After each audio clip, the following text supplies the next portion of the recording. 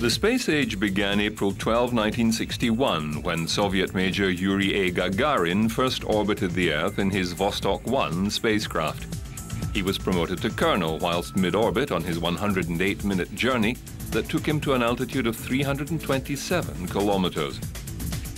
Gagarin not only rode a modified intercontinental ballistic missile on his first and only spaceflight, but he rode into the history books as well. The Soviet Union had long been in serious competition with the United States over military and technological dominance of the world. In this one momentous achievement, the Soviets did both. Gagarin landed safely by parachute after ejecting from his capsule and walked into the status of national hero, a role reserved for courageous men who lead the way.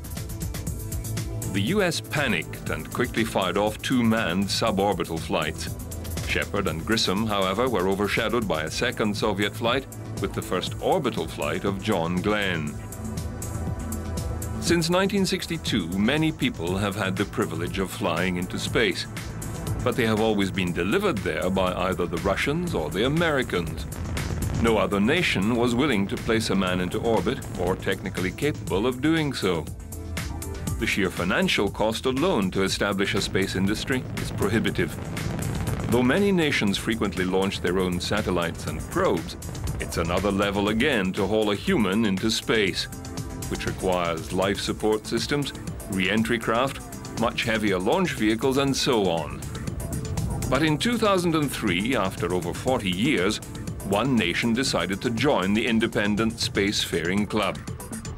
China has a well-developed ballistic missile program, and with economic growth the envy of many nations, it decided to invest in this domestic manned space flight program. Their astronauts are called taikonauts, and their first was Yang Liwei. Liwei was born 21st June 1965 and became a fighter pilot, logging 1,350 hours in flight, achieving the rank of lieutenant colonel. In 1996, he was selected as an astronaut candidate, where he commenced his training and won selection only shortly before the flight. Strapped into his Shenzhou 5 capsule at the Jiuquan launch facility, he was sent aloft atop a Long March 2F rocket.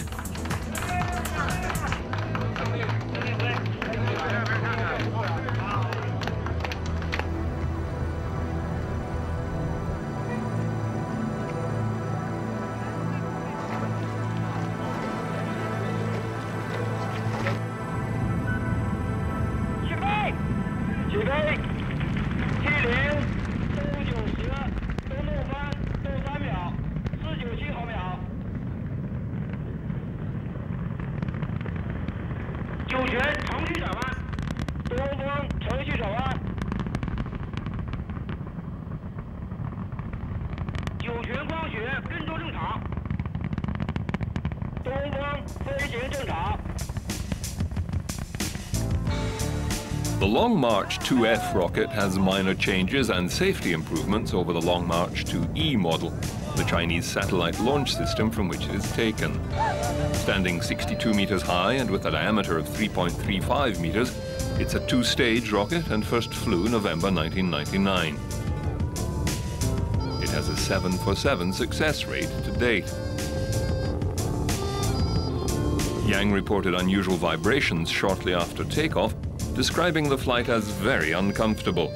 Changes were quickly made to the subsequent launch vehicle's engine feed pipes and their harmonic frequency of vibration.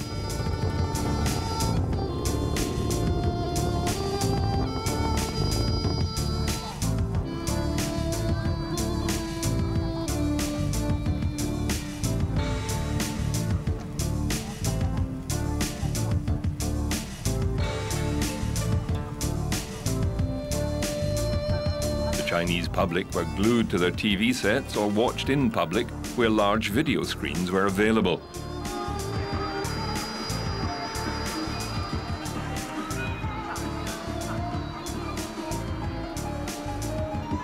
Astronauts and cosmonauts from around the world also watched with interest. 我今年回来非常好，или по-русски как я могу?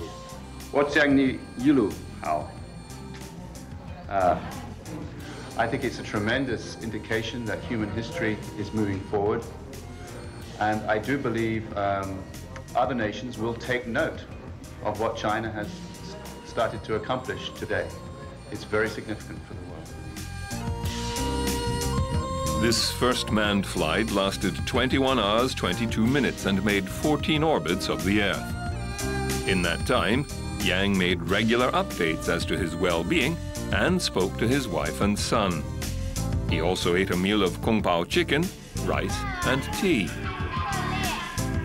During the journey, he waved the Chinese flag and the flag of the United Nations on television for the viewers. He even received a call from Chinese Premier Wen Jiabao. Like all previous heads of government of spacefaring nations, he too could make political points and look good rubbing shoulders with their space hero.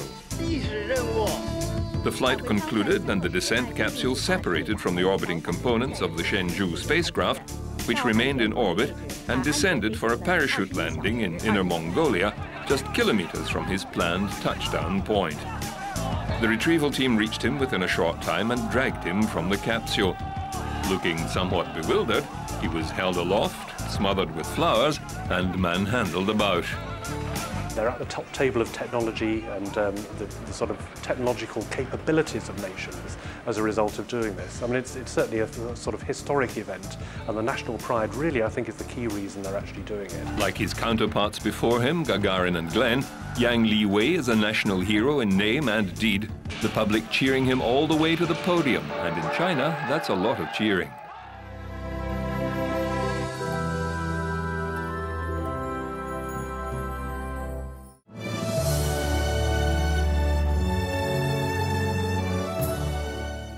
No sooner had Liwei hit the ground than he and the Chinese nation were swept off their feet by space madness, not unlike America of the 1960s.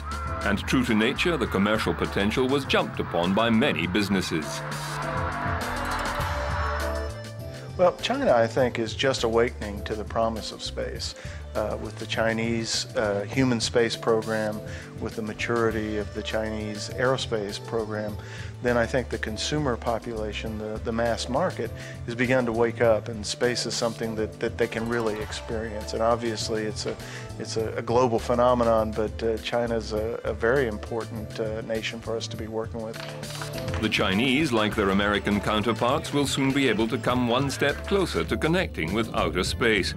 Space Services Incorporated, SSI, which operates out of the United States, launches rockets carrying customers' belongings into space, all for as little as $10 US. Space lovers will have the chance to mail a package all the way to the moon if they so desire. I think it's the thrill of being part of a new frontier, the opportunity to really be a part of a mission, not to just watch it and not to just know that your country is doing it, but to actually say, I'm really a part of that. I'm involved in it. I think that's really the fundamental desire. And of course, space is intrinsically interesting to people. In 1982, SSI, under the direction of Mercury 7 astronaut Deke Slayton, made history as the first private enterprise to launch a rocket into outer space, and has now decided to turn this success into an international business. We are at the right time right now with the first successful launch with the low-cost rocket on April 28th. I think there will be a lot of Chinese people who would use our platform to send their wishes and photos and personal items to space, because it will be affordable. The company says the success of the venture is thanks to a human fascination with the unknown, coupled with the perceived added value which items acquire from traveling into space. Items returned from extraterrestrial trips are often given to state leaders as gifts or find their way into an aerospace museum. China truly has joined the space age.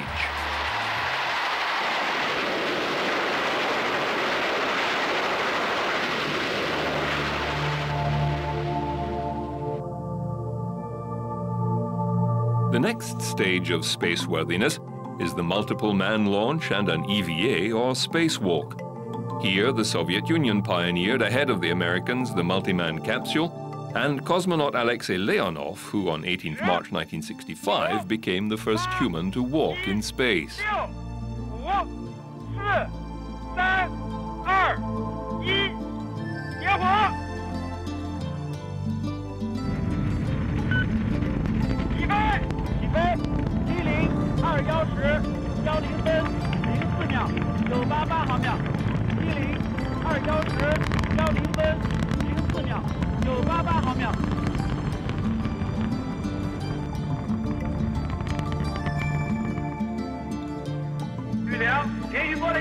So 2 years after their first launch, China conducted their second trial by fire.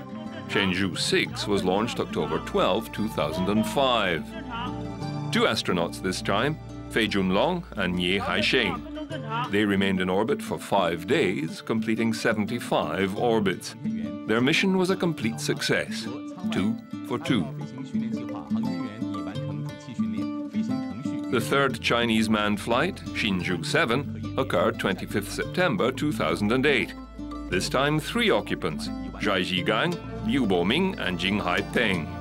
They also carried with them the Feitian spacesuit fashioned on the Russian Orlan M suit. A total of 6 astronauts committed to the training for this mission, the primary and 3 backup crew. Their training regimens were not unlike all other astronauts, floating in the big tank in spacesuits to simulate the weightless conditions of space.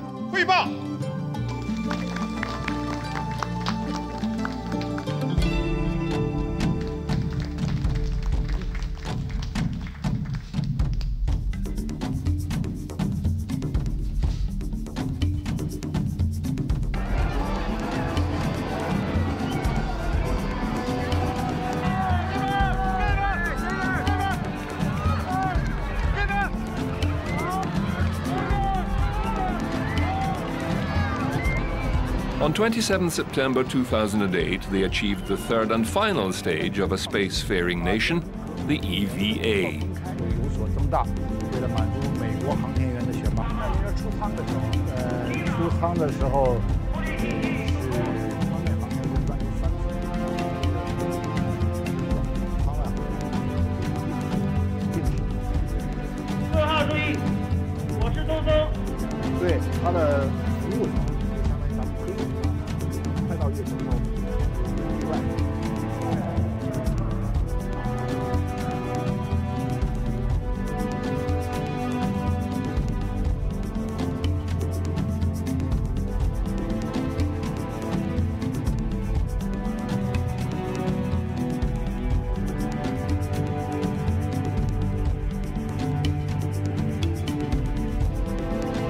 Zhai Zhigang exited the capsule and tied himself to the craft. There he floated about and waved a Chinese flag.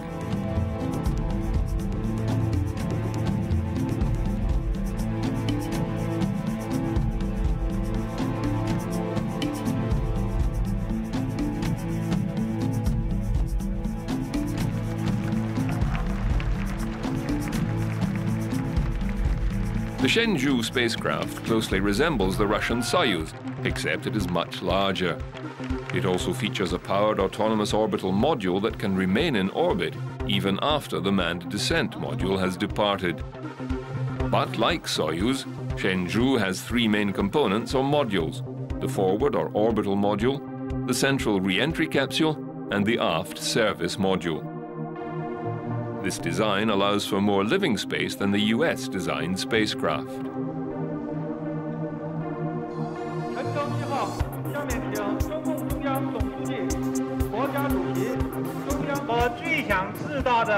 What I want to know the most right now is whether you're in good health. I most of all want to know how your work is going.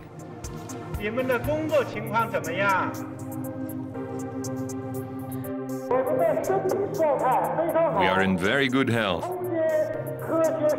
Our space research mission is going according to plan. The spacewalk has been successfully completed.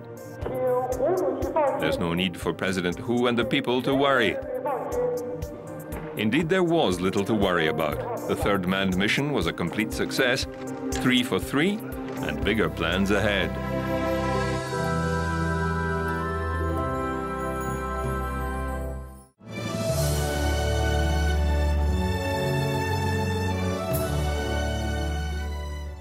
There does appear to be an Asian space race between China, Japan and India. Not as fast-paced or heated as the US-Soviet race to the moon, but nonetheless a national rivalry does surface from time to time. The next cab off the planet looks likely to be India. They established their homegrown rocket program back in 1945, building up to a ballistic missile program in conjunction with nuclear weapons development. Their first spacefarer was squadron leader Rakesh Sharma. He flew aboard a Soyuz T-11 in 1984. They have also developed an advanced satellite launch capability. The ISRO, or Indian Space Research Organization, has also recently developed and launched a moon probe called Chandrayaan.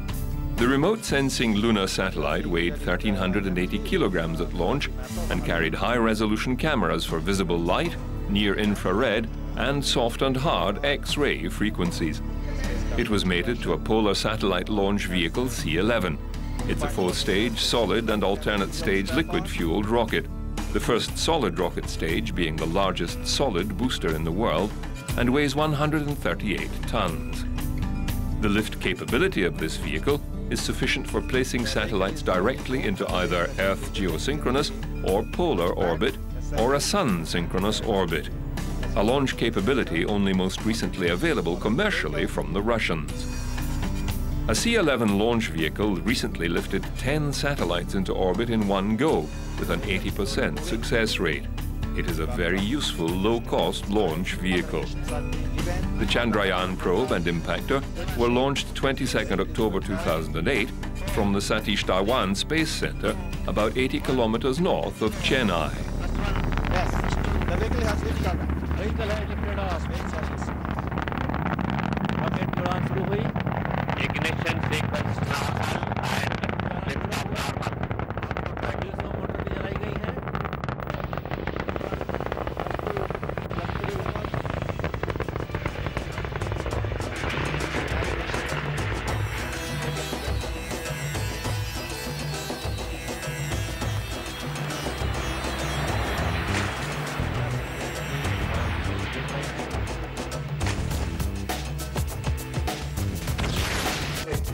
The Chandrayaan flight profile was a continuously increasing apogee orbit from a low Earth perigee point, each orbit taking it closer towards the moon.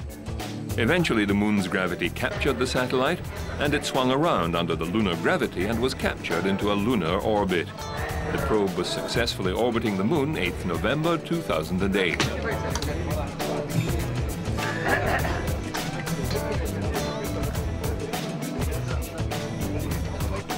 We have an onboard camera on the MIP, which is taking pictures of it. But these pictures are stored on board the Chandrayaan, and right now the Chandrayaan is behind the moon.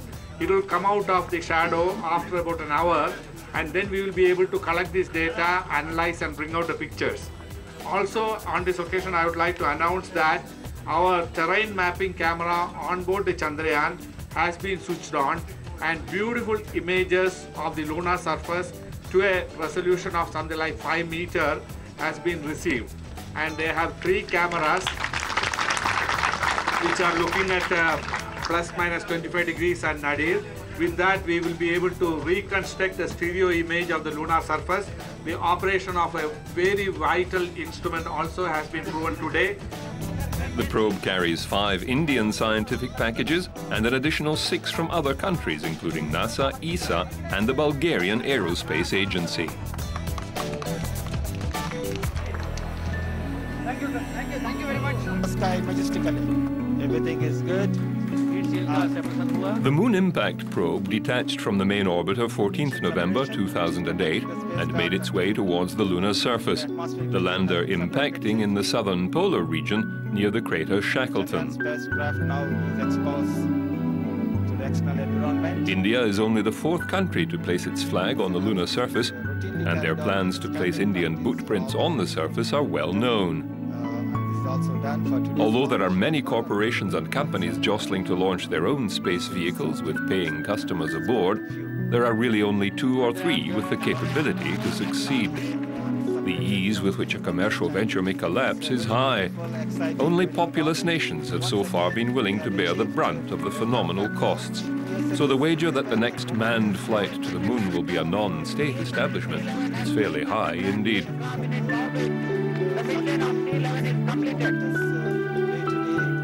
you very much for being with us, and this is an excellent mission that you have, a textbook mission, a perfect mission. Dear colleagues and friends, it's a historic moment as far as India is concerned.